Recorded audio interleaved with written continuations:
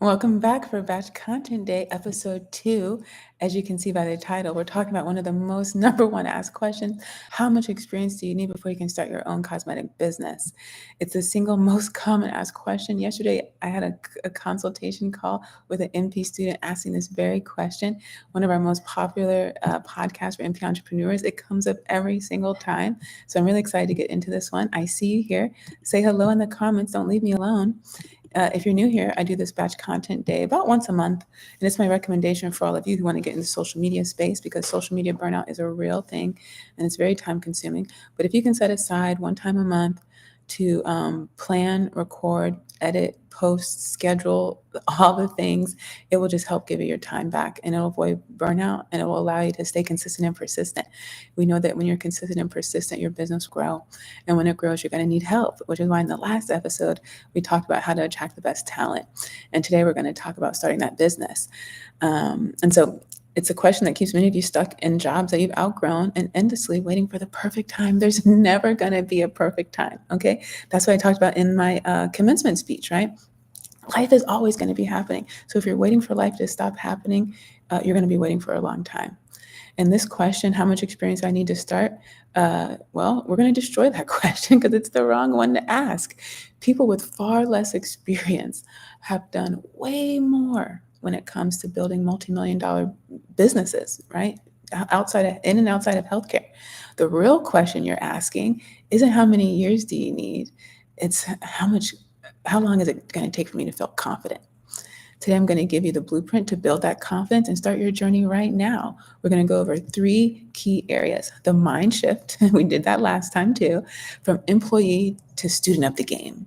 Your 1-year runway to launching your preparation blueprint, and the authority engine, how to build your reputation before you even open. If you're new here, welcome. I'm Dr. Kimberly Madison, a doctorally prepared nurse practitioner and the founder of Mahogany Dermatology Nursing Education and Research, where we're committed to increasing access to dermatology nursing education with an emphasis on skin of color, business acumen, and digital fluency. We do that 2 ways in life. These are just 2 gaps that exist in nursing. There are so many problems, so many areas that need solutions. These are just the ones that we've chosen to focus on. I invite you to pick your own or join us, or we can support you. So many areas, right? I don't believe in competition.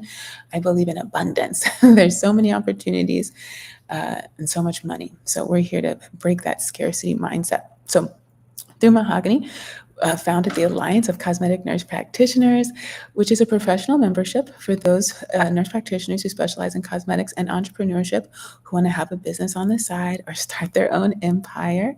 Founded by an NP, 4 NPs who want to keep each other in business. It's one of my philosophies.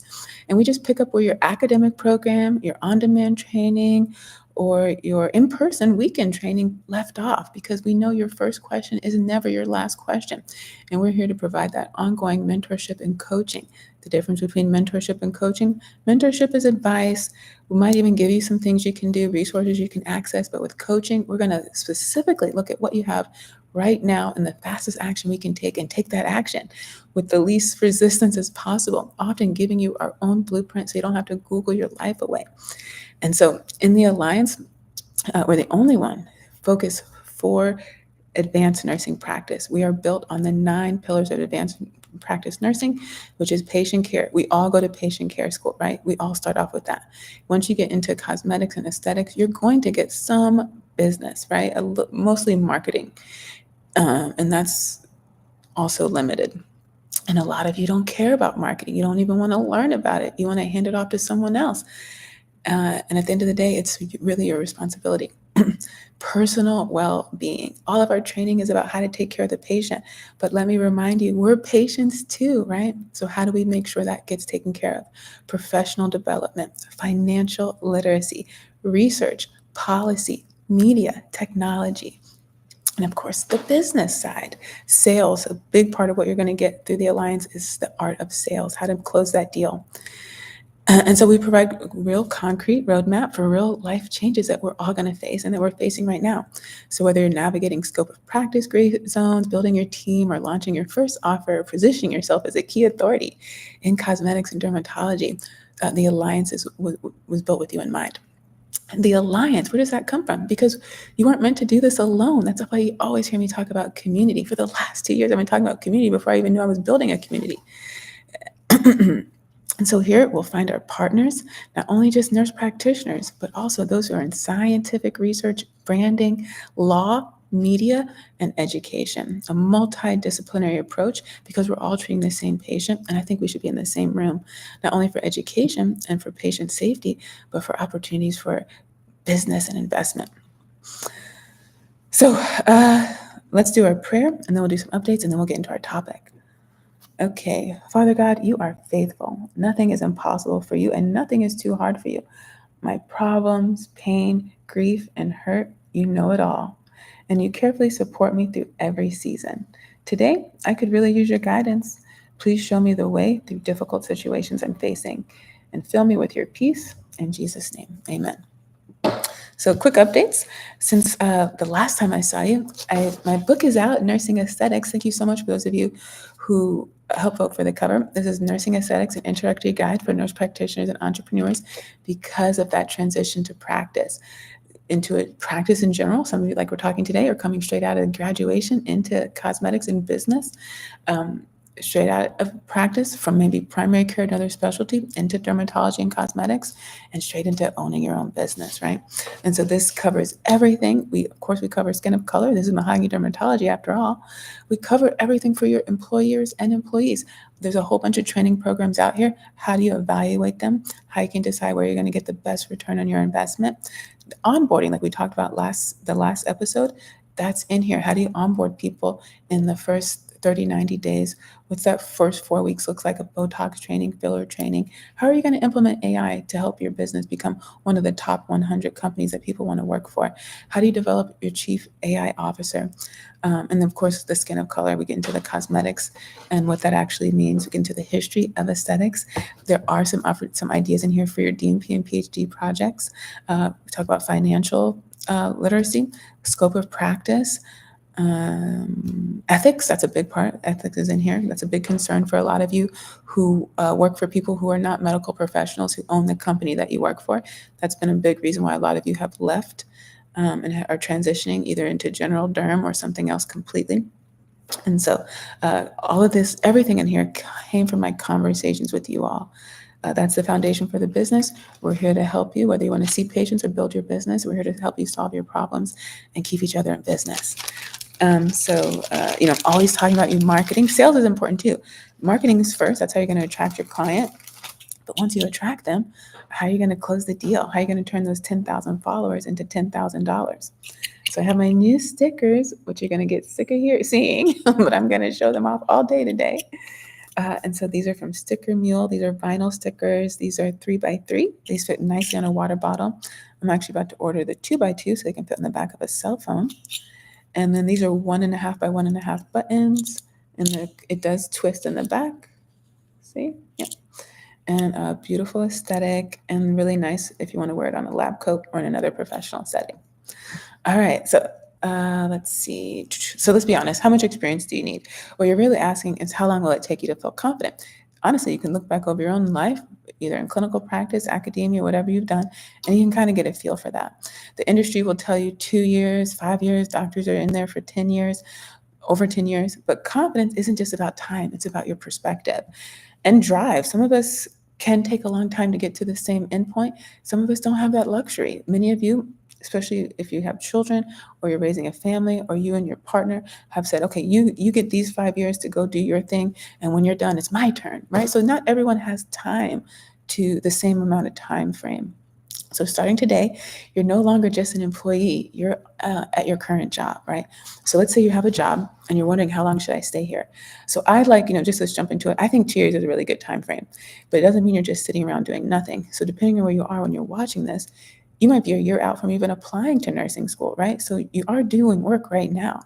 And whether you're using that time and waiting to get into school, or you're in school, or you're practicing, or you're somewhere other specialty or working for someone else, right now, you are a student of the game. You're not just an employee. Every day that you go to work, you're going to be studying. Now you're on the inside, right? You're going to think about you're getting paid to learn every single day. and analyze the business around you. How does your current business handle onboarding? What systems are they using? How much does it cost? How long does it take? What do you like about it? What don't you like about it? What are the communication breakdowns? What are people talking about? How are they communicating internally? Is it something like a Microsoft? Is it WhatsApp? What are people using? How many people like it? What works and what doesn't work? What does leadership look like there? How do they communicate? What do people like about it? What don't they like about it? What do the patients and the clients complain about the most? How are those grievances handled? Your current job is your Harvard Business School, if you choose to see it that way. And that's my recommendation.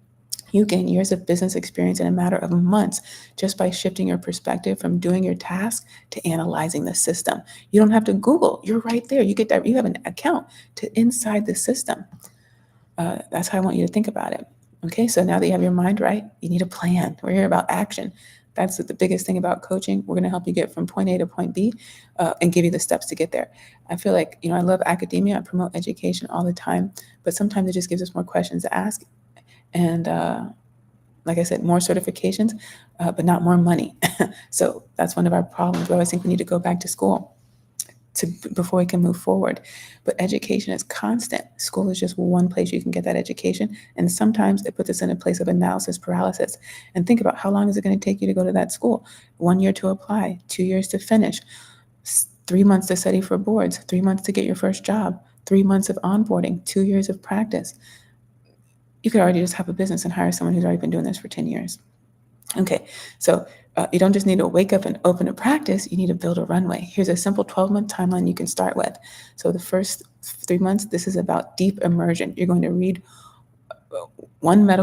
so in residency, derm residency, they have one book and they read it into its entirety every year for 3 years. You can do that right now. You can go pick a book, even on the My High Dermatology blog, which I've linked in the description box. There's links to free books, okay?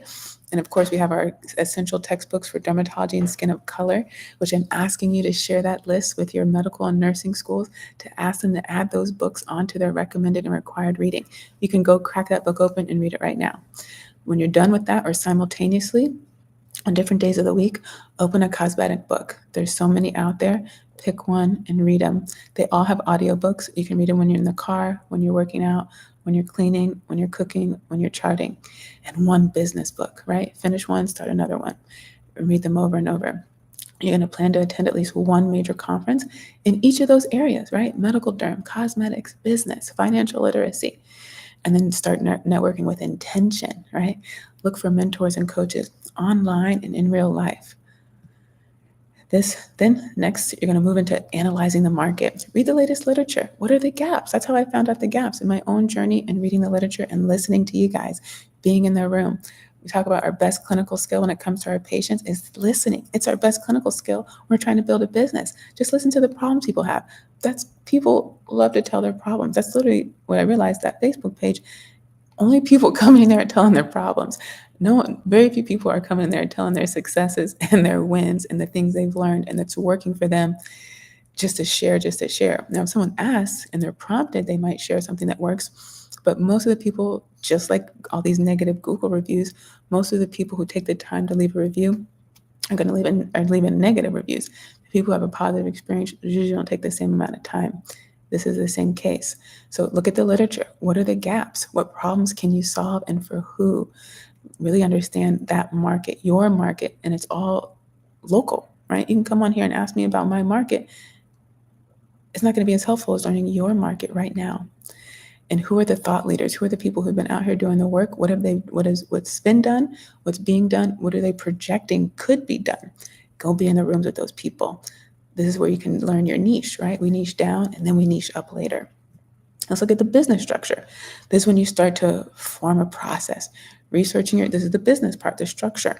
Learning about the different LLCs. If you're going to have a medical practice taking care of patients, depending on where you live, like here in Texas, you have to have a PLLC, right? Understanding what all that means. Already, if you started studying that derm book, you're already overwhelmed because there's over 3,000 diagnoses in dermatology. So thinking that you're going to do all of it at one time, waiting for 2 or 3 years from now, you don't have to. Right now, do it in little bits and pieces so you won't be so overwhelmed and you'll be more confident and clear about what you want to do and being able to get a glimpse into if this is actually what you want to do. So many people are leaving, right? Because they didn't really study the market. Without even studying the market, they're going to school, taking those entrance exams, going through school, going through preceptorship, struggling to find a preceptor, graduating, boards, research, buying brick and mortars, putting together LLCs, spending tons of money on websites, signs, marketing. And then they're like, oh, it's saturated here. That's a little too late to now realize that you analyzed the market a little too late. And now you're selling everything 2 years later, and just abandoning everything that you've worked for. But we can leverage that. We can just pivot if we have the right tools in place, right? So set up in your bank account, building a simple landing page so you can start collecting emails. Remember, all these platforms, YouTube, Instagram, TikTok, they belong to someone else. They're someone's business. At any day, they can shut down too, just like you're closing your business. And then you'll have access to your client and your customer, and you want to maintain that communication. That's the only way you're going to be able to sell anything. That's the only way you're going to be able to make any money, right? Especially if you can't just rely on just a brick and mortar and people walking by your door. You want to have that one-on-one contact because it allows you to build your know, like, trust factor, which we've talked about on this channel in the Aesthetic MP and Entrepreneur playlist, which is linked in the description box. Know, like, and trust you. That's something that takes time to build up. And there's different ways you can increase that even more, right? So talking to someone in their email, texting them on a text message, video, so you have your reels. Some of them are highly edited. What people are really attracted to now is less editing. They want to feel like there's more authenticity, especially with AI being out here. And then live video, right? Live video is always going to trump a recorded video. Recorded video is always going to trump carousels, posts, and pictures. You can still use all of them, and you can mix and mingle and see what your audience, right? You have to always go back to your ideal client, what they're most attracted to. You just look at your data analytics. Every platform provides you data analytics that you can analyze on a weekly or monthly or quarterly basis, see what works, and when it's not working, just tweak it. Whatever they like, give them more of it. And so you can do a simple landing page to do that. You can build your wait list starting 3 months out from whenever you're going to plan to open. Just like if you had a physical space, you would do that same thing. You can do that with your wait list. You can do that with Google. Even that website, that landing page, it takes about 3 months before Google indexes you. So even if I Google your pretty med spa, it's not going to show up for like 3 months, unless it's going to take about 3 months for Google to Google you, to index you. But you can help that a little bit. And even once it does index you, you still want to help it with SEO. The more you're updating that page, the higher you will be in those search results when people look for you. And of course, on your Google, under your Google profile, business profile. So you want Google to recognize your business for the first 3 months before you open. This is where you just send people over there and say, hey, look, I did that. And that's why sharing your journey is wonderful. You can still be building the website and having people go check it out, test links for you, give their opinion and feedback. Even though it's not fully functional, you're helping build that SEO every time someone clicks on your link. And this is where being comfortable with not being perfect, not having everything done, can really be to your benefit. And allows people to join you on your journey. People love to do that. And it makes you more relatable. When they just see the finished product, they feel more distant. They feel like they can't actually do the same thing. There's something special about you that's not possible for them. And we never want people to feel like that. So, yeah. And so remember, you're not just opening your business, you're starting your brand. And it even takes you time to really figure that out. And when you just start working on it, the words, the pictures, the images, the websites, it helps take that idea that you have in your head and make it a reality. And in the beginning, you actually don't want too many eyes on it because you're still figuring things out. You just want enough eyes on it to give you that golden feedback that we talked about. I know this can feel like a lot, but we're breaking it down step by step. And if you're in the alliance, we're holding your hand through the whole thing so you don't get overwhelmed and so you can actually be successful. So if this is already giving you clarity, I want you to do me a favor because I see you in here. Hit that like and subscribe button so I know that you want to create more content like this. I'm answering your questions. That's where these come from. So let's get into the most important part. You can start building your authority and your client list before you ever buy a single product. This is how you open your doors with a wait list of people who are eager to be there instead of you hoping someone's going to show up, right? This is whether you have a digital business or brick and mortar. The same principles apply. You just might go about it a little bit differently, but showing up every day is going to be a big part of that. And if you have a brick and mortar, you still have to be online. So it's kind of a little bit extra work there. So you need to find your voice, and you're going to do that by starting talking, right? How can you do this? Pick one and go really deep, right? You can join a committee or a board. You're going to get direct mentorship right there, right? Become known in professional circles. That's going to increase your visibility and credibility. That's just like you have a product, right? Like you have your book on Amazon. Now nobody knows I exist, but they know Amazon exists. So if I put my book on a place everybody knows exists, my chances of being found are much higher. Because remember, we're only solving problems that people already have. And so they're already looking for solutions. So you just need to make yourself findable for the people looking for the solution you've come up with. And so when you're on a board like that, people already know they exist. So that increases your credibility and visibility like that. And it gives you direct mentorship. You can get exposed to other opportunities, and more opportunities will come your way. So use social media, right? Start educating your chosen niche, offer immense value. So some of you have an idea, you want to have a practice that treats patients, but right now you make content talking about skincare. Well, if your patients that you're going to be treating are for like cancer and you're talking about acne, you're going to have to pivot your whole audience. Those 10,000 followers that you get are never going to buy into your service for skin cancer. So you got to really think about what you're setting yourself up for now, because you're spending time doing that. And then remember, time and capital are always limited. When it's ready to pivot, sometimes you might have to scrap that whole audience. And that holds a lot of people back from allowing their business to grow, because they look at what they've already built and they don't want to start from scratch. I did the same thing when I was a student. Halfway through the semester, grade wasn't where it was supposed to be, but I didn't want to start over. And it was the wrong choice. Starting over would have been the better choice, especially for my GPA. So this is my advice. I'm giving you advice, right? When they say, hey, what do you know now that you wish you would have known then? I wish I would have known then. Well, I didn't know my audience was going to change. So that's another thing. So pivoting is just part of the journey, right? And I think sometimes people are closing their business, one, because they don't recognize it's time to pivot.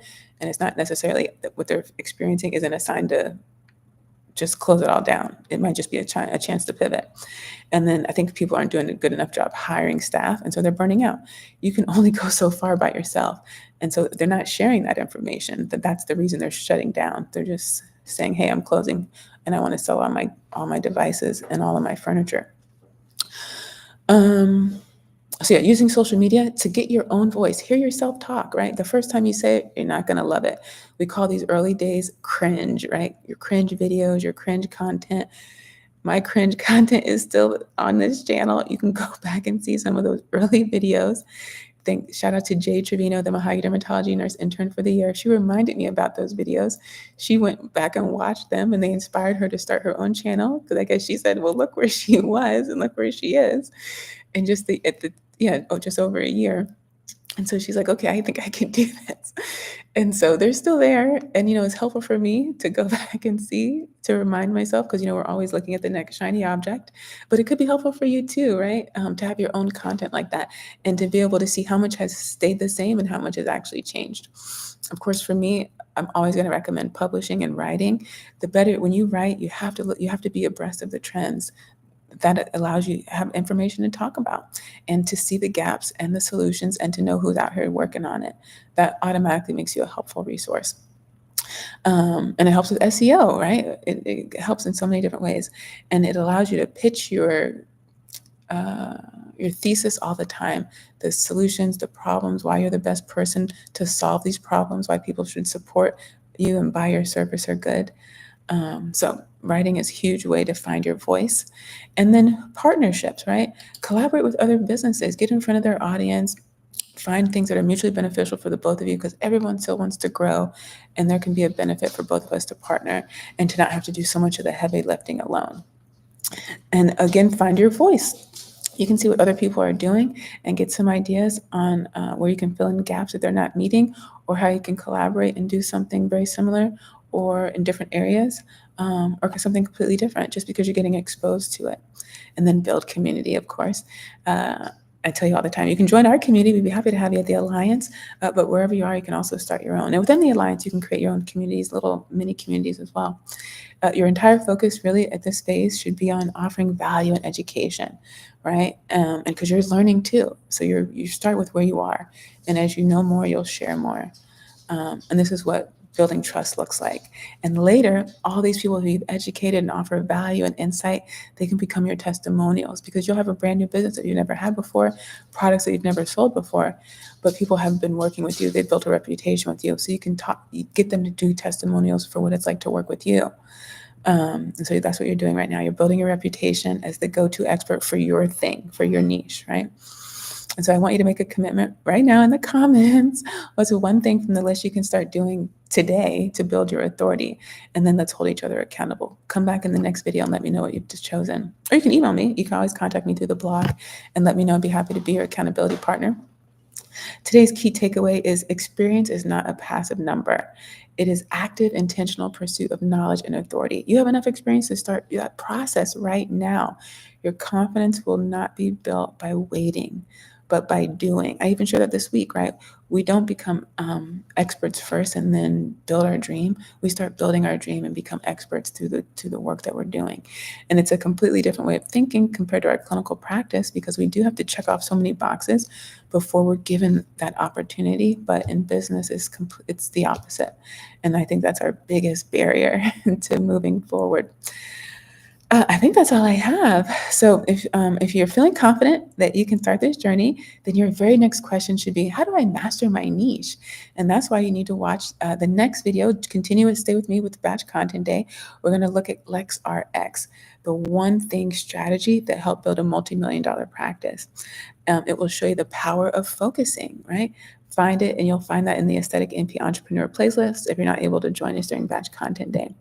I thank you all for watching, and I'll see you next time.